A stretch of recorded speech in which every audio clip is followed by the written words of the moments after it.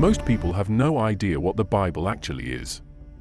They've never read it cover to cover, they've never questioned who wrote it, and they've definitely never asked why some books are in there and others were banned, burned, and buried in the desert. You were handed a version of a holy book that was curated, edited, translated, retranslated, weaponized, and politically enforced over centuries. And somewhere along the way, the raw, chaotic, contradictory truth got dressed up as divine authority. That's not just a mistake, it's a setup. If you opened the Bible today and started reading from the beginning, you'd land in Genesis, right? In English it says, "In the beginning, God created the heavens and the earth." Simple. Powerful. Except it's wrong. The original Hebrew doesn't say God. It says Elohim.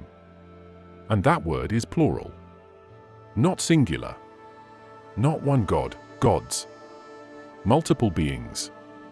And yet, here we are, centuries later, reading it as if it was referring to one singular, all-loving creator. That's not a translation error.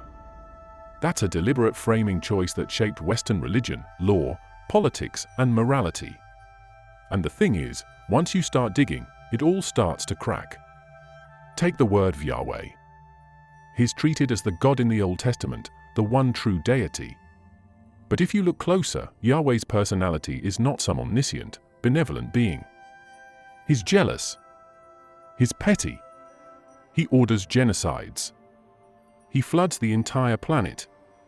He tests his followers by demanding they kill their children. You're supposed to believe this is the same being who preaches love in the New Testament. The same God who says, "Love your enemies," also says, "Kill every man, woman, and child in that village because they don't worship me." That's not holiness. That's unhinged authority. Ask yourself this: how did we go from a tribal war god in the desert to the so-called universal God of mercy? Who decided Yahweh gets promoted? Who erased the other Elohim? Who rebranded an entity so brutal and obsessed with obedience into the father figure of all humanity? The answer is simple: religious authorities picked a side. They picked a narrative. And they buried the rest. And let's not forget, this book wasn't just passed down like a family heirloom. It was compiled in councils. By men. With agendas. The Council of Nicaea didn't gather to preserve truth. They gathered to decide what version of Christianity would serve the empire. They chose which gospels to keep and which ones to call heresy. If a gospel made Yahweh look questionable or painted Jesus as something other than a willing sacrificial lamb, it was cut. Gone. Burned. Buried. That's not divine inspiration, that's editing. People love to say the Bible is the Word of God. But nobody can actually tell you which God. Because the text doesn't agree with itself. Genesis has two creation stories. The Gospels can't even align on who found the empty tomb or what was said.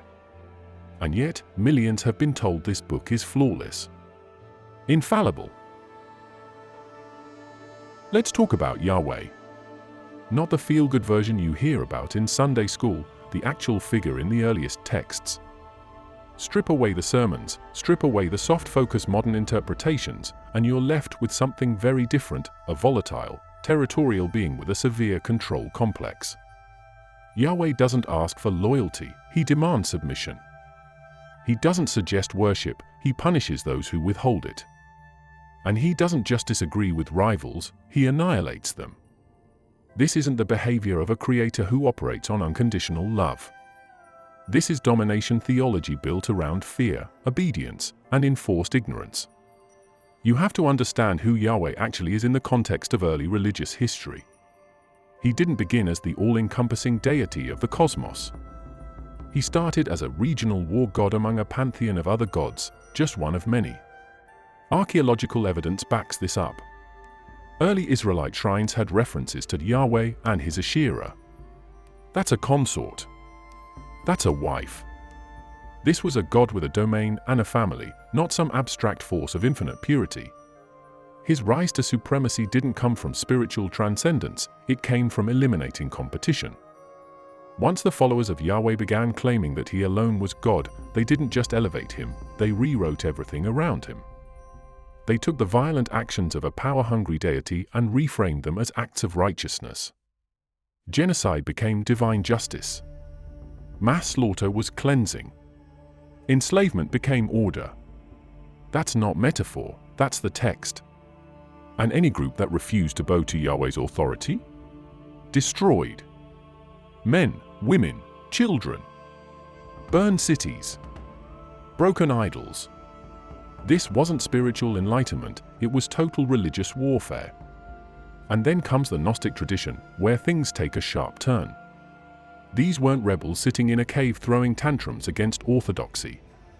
These were deeply philosophical, deeply spiritual groups who actually read the scriptures and said, wait, this being isn't who we were told he is. In Gnostic cosmology, Yahweh is called Yaldabaoth. Not a name of reverence, but of exposure.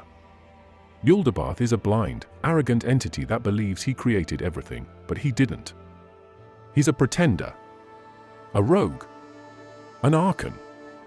He builds a false world, traps souls in material bodies, and declares himself God. Not out of wisdom, out of ignorance. This flips everything. Because if Yaldabaoth is the god of the material world, and the material world is a prison, then Yahweh isn't the savior. He's the warden. He's the gatekeeper. And all that fire and brimstone? That wasn't about cleansing sin. It was about burning knowledge. Every act of destruction, every law of obedience, was a wall added to the prison. And Gnostics were the inmates who figured it out. Let's cut through the sanitized version of Jesus that gets pushed in mainstream religion. The soft-spoken miracle worker, the harmless teacher, the moral mascot of Western values, that version was built for empire. The historical and esoteric Jesus was something else entirely. In the earliest suppressed texts, especially in the Gnostic tradition, Jesus wasn't preaching submission to Yahweh. He was exposing him. He wasn't here to affirm the world's structure, he came to dismantle it. You want to understand Jesus? Start by dropping the idea that he was here to die for your sins. That narrative was retrofitted later. The earlier, rawer material paints a radically different picture. Jesus didn't walk around asking people to worship a god, he challenged the god people were already worshipping. He pointed to a higher reality, a source beyond the creator of the material world. That alone put him at odds with the priests, the scribes, the temple system, and, more importantly, with the entity they claimed to represent. In the Gospel of Thomas, one of the earliest collections of his sayings, Jesus doesn't talk about sacrifice, blood, or salvation through death. He talks about knowledge. Inner realization. The kingdom isn't in the sky, it's not in a temple, it's inside you. That's the most subversive thing you can say in a religious system built on control from the outside. The Jesus in these texts isn't looking to build a religion. He's looking to tear open a system of false authority and wake people up to their divine origin. In Gnostic writings, Jesus is often associated with the serpent, not the devil, not evil, but the serpent from Genesis. And that changes the whole story. Because in Gnostic interpretation, the serpent didn't bring sin. The serpent brought knowledge. He told the truth. He opened the eyes of Adam and Eve. And who punished them for that? The same false creator who demanded blind obedience and feared humans gaining awareness. So if Jesus is the serpent, that means he came to do the exact same thing, liberate humanity from ignorance imposed by a jealous, inferior being pretending to be God. This is why institutional Christianity had to erase these texts. A Jesus aligned with the serpent? A Jesus who points beyond the God of the Bible? That's not marketable. That's not safe. That's not empire-friendly. So they took the revolutionary and turned him into a martyr. They took a metaphysical insurrection and boiled it down to a blood sacrifice. They stripped out the challenge and left the obedience. But it's still there, in the Apocryphon of John, in the Gospel of Judas, in the Gospel of Mary, Jesus identifying the God of this world as a false ruler. And not only that, he mocks him. He calls him blind. He says the real source is beyond the stars, unreachable by temples or rituals. If you're wondering why this version of Jesus isn't talked about, it's because it doesn't serve those who've built their power on the authority of the God he came to expose. This Jesus isn't safe, he's not tame, and he doesn't belong to a church. He's a metaphysical insurgent. And when you really look at what he said, stripped of centuries of spin, it's obvious he didn't come to save you from sin. He came to free you from your captor. Let's get into one of the most manipulated events in human history, the crucifixion of Jesus. You've heard the version where the Roman state reluctantly carries out the execution of a harmless preacher because a Jewish mob pressures Pontius Pilate into doing it. That story is polished, political, and doesn't hold up under scrutiny. It's not just oversimplified, it's strategic. The sanitized version erases the most critical piece: Jesus wasn't executed because of public outrage. He was eliminated by an esoteric elite who knew exactly what kind of threat he posed. This wasn't about blasphemy. It wasn't about heresy in a religious sense. It was about knowledge. Jesus had access to something forbidden. He was broadcasting messages that pulled people out of control systems, mental, spiritual, ritual. He didn't just question doctrine, he invalidated the authority of those who claimed to own it. And for that, he wasn't just inconvenient. He was a target. Look at the pattern. Jesus doesn't get arrested by street preachers. He gets taken at night. In a garden. Quietly.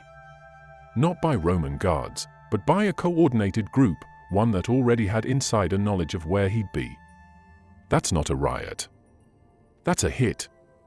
That's precision. And when they bring him in, they don't throw him in front of Caesar. They don't march him to a Roman tribunal. No, he's passed around between temple authorities, Herod, Pilate, and back again. Nobody wants to publicly own the decision, but everyone behind the scenes knows why it has to happen. Jesus disrupted the code. He wasn't rallying for rebellion against the empire. He was opening dimensional locks, dismantling the architecture of spiritual control. That's the kind of crime that gets erased, not recorded. Why crucifixion? The Romans had faster, cleaner methods. Crucifixion wasn't just execution. It was humiliation. It was designed to degrade the body and destroy the symbol. It was a message: this is what happens when you challenge the order. And here's the catch: it wasn't Rome's idea. Crucifixion was requested, pushed, justified through religious charges, but carried out with political precision. That means somebody needed him gone, and they needed it done in public. They needed the image of the man broken, nailed, exposed. Because behind the theology, this was psychological warfare. And it worked. The movement fragmented. The deeper teachings were buried, banned, and rewritten. The version of Jesus that survived wasn't the one who stood up to divine imposters. It was the one they repackaged to serve the same system that killed him. They replaced the threat with the victim. They turned the insurgent into a mascot. There are ancient Christian scriptures that straight up say the God of the Bible is not the highest being, and more than that, they name him as the enemy. Not symbolically. Not metaphorically. Directly. And these aren't fringe documents written centuries later. They're some of the earliest known writings from Christian communities who didn't just question the official story, they exposed the real one. Take the Apocryphon of John. This isn't some mystical poetry, it's a breakdown, a report. It names the God who created the material world as Yaldabaoth, a being who thinks he's God, but he isn't. He's described as arrogant, blind, and fundamentally ignorant of the higher divine realms. And here's the critical part, he says, "I am God and there is no other." That line sound familiar? That's word for word what Yahweh says in the Old Testament. That's not a coincidence. That's an accusation. This text doesn't just disagree with the biblical narrative. It flips it. The Creator isn't a benevolent father figure, he's a malfunctioning force, a glitch in the system, trying to lock consciousness inside a corrupt physical reality. And the angels he creates? They're not messengers of light, they're archons, enforcers, prison guards for the soul. You don't worship them. You escape them. Then there's the Gospel of Judas. In this text, Judas isn't a traitor, he's the only one who understands what Jesus is really doing. Jesus tells him directly that God the other disciples worship is not the true God. He says, "You will sacrifice the man that clothes me, not betray me." Sacrifice. That's ritual. That's planned. That's layers deep. It means Jesus wasn't just being handed over, he was using Judas to complete a move that would expose the false god of this world by exiting it on his own terms. There's also the Sophia of Jesus Christ, where he explains to his disciples that the being who made the earth is not the ultimate source, but a lower power. He doesn't even frame it as debate. He lays it out like a cosmic hierarchy, and Yahweh isn't at the top. He's somewhere near the bottom, clinging to control through deception and brute force. Then you've got the trimorphic protonoia, which goes full-on nuclear. It states plainly, the rulers of this world are not divine. They are distortions, self-appointed gods feeding off ignorance. That's not flowery metaphor. That's indictment. And it's not coming from outsiders, it's coming from people inside the earliest Christian communities who saw where things were going and refused to let the takeover happen quietly. Why were these texts hidden in caves and deserts? Because they couldn't be erased through debate. They had to be buried. Because they exposed the core of the mainstream doctrine as a theological cover story designed to keep people inside a controlled narrative. The version of God being pushed by institutional Christianity is described in these writings as the very force that traps souls in flesh, enforces suffering, and demands obedience in exchange for survival. That's not salvation, that's enslavement. Let's get real about language, because the battle over spiritual truth didn't just happen in temples or on battlefields. It happened in translation. You want to know how belief systems are shaped? It starts with who controls the language used to describe them. Hebrew and Greek weren't just two random tongues. They carried completely different frameworks for understanding reality, and whoever held the dominant script held the power to shape theology from the ground up. Every word in your Bible is already a decision someone made on your behalf. Hebrew, as used in the earliest biblical texts, is loaded with tribalism, legalism, and control-based vocabulary. The structure of the language itself is dense with imperatives, commands, threats, laws. It's a language of enforcement. You're either in the covenant or you're out. You follow the command or you're punished. It's rigid. It's hierarchical. It doesn't invite you to question, it pushes you to submit. Now, that's not an accident. That's linguistic architecture designed to uphold an authoritarian worldview. It's not about connection to the divine. It's about maintaining spiritual borders. Greek, on the other hand, enters the picture later and disrupts the entire structure. This is a language built on abstraction, philosophy, dual meanings, hidden codes. It's the language of Plato, Pythagoras, the mystery schools.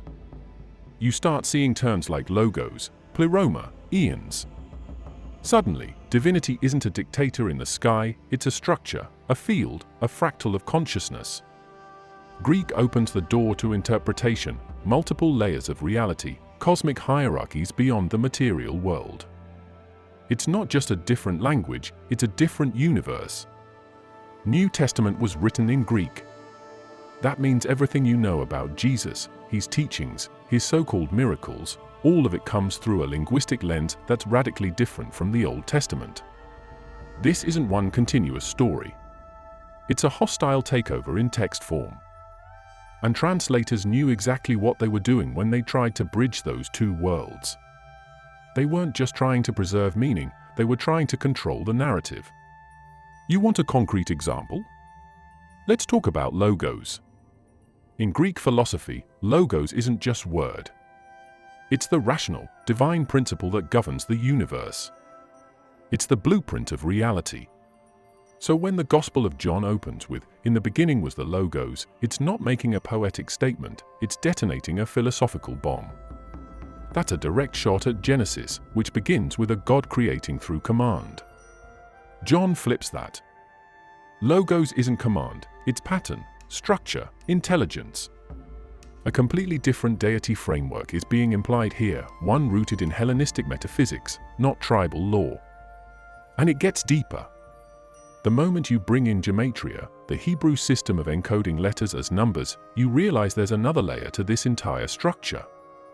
In Hebrew, the name of God has a numeric value. So does the word serpent. So does a Messiah. You start to see overlaps that aren't accidental. Numbers match. Patterns emerge. That's not coincidence. That's design. The ancients weren't just writing, they were coding. They were embedding subtext directly into the structure of their language, and only those trained to see it would ever notice. Let's get into the rituals. Not the ones they teach in church with candles and choirs, the real ones. The ones that predate Christianity and were absorbed, twisted, and rebranded. You want to understand how deep this goes? Look at what early Christianity tried to erase, then quietly kept for itself under a different name. You're not dealing with a clean break from the ancient world. You're looking at a hostile merger. Cult practices, blood rites, sexual renunciation, and psycho-spiritual manipulation, all of it folded into doctrine and dressed up as divine will. Start with the Eleusinian mysteries. These weren't backyard pagan parties, they were organized, generational systems for accessing altered states of consciousness and direct contact with divine archetypes. Participants fasted, isolated, ingested psychoactive substances like kykeon, and underwent symbolic death and rebirth. Sound familiar?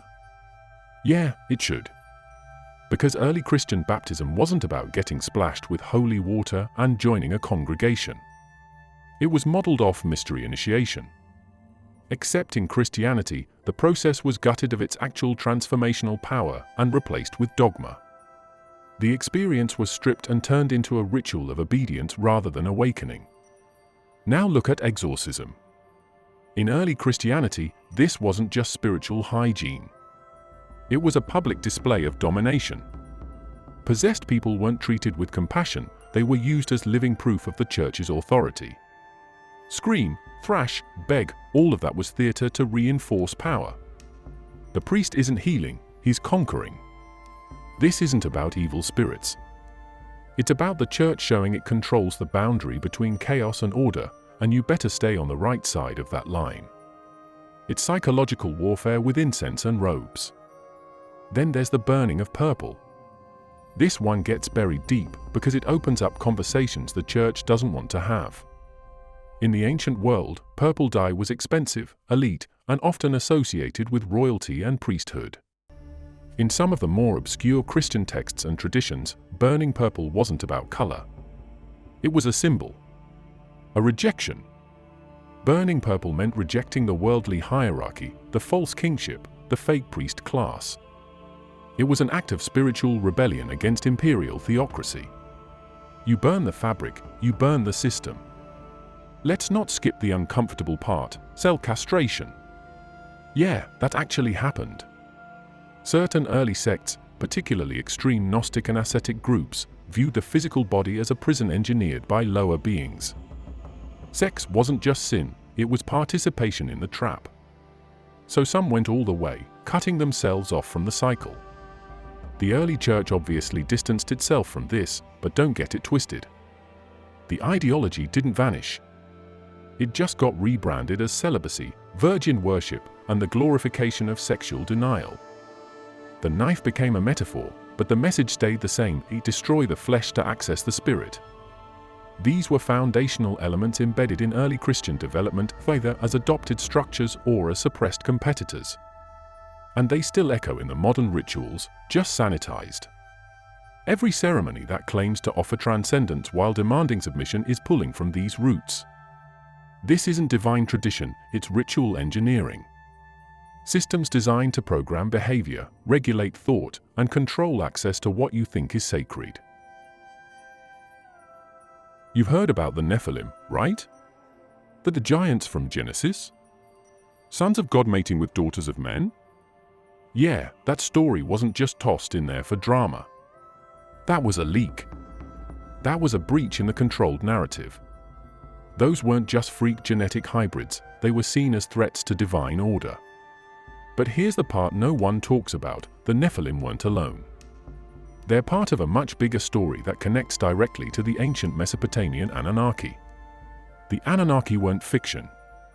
They were the deities of Sumerian civilization, described as powerful beings who descended from the heavens and altered early human development.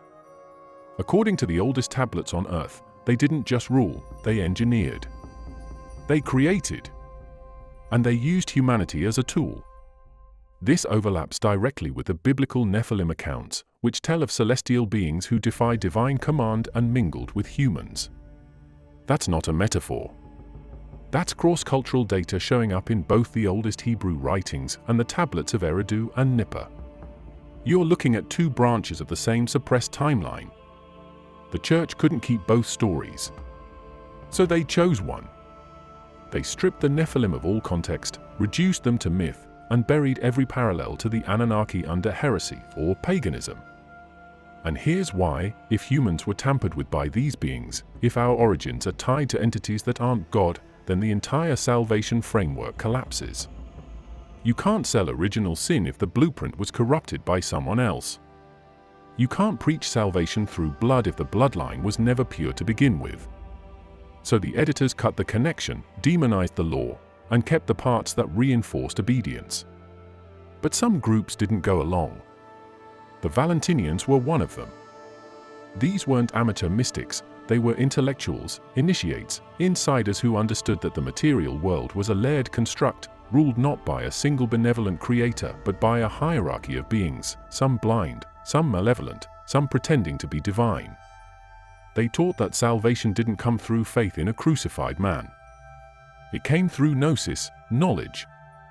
And that knowledge included the understanding that the God of this world was a usurper, and the entities controlling the cycle of life and death weren't saviors. They were jailers. They went deep into symbolic math, gematria, finding numerical codes that revealed hidden identities and cosmic signatures. The number of the beast, 666. It wasn't random. It was a coded signature pointing to a specific force. And it wasn't Satan. It was the God of enforced order. The one worshipped out of fear. The one that demanded sacrifice and called it worship.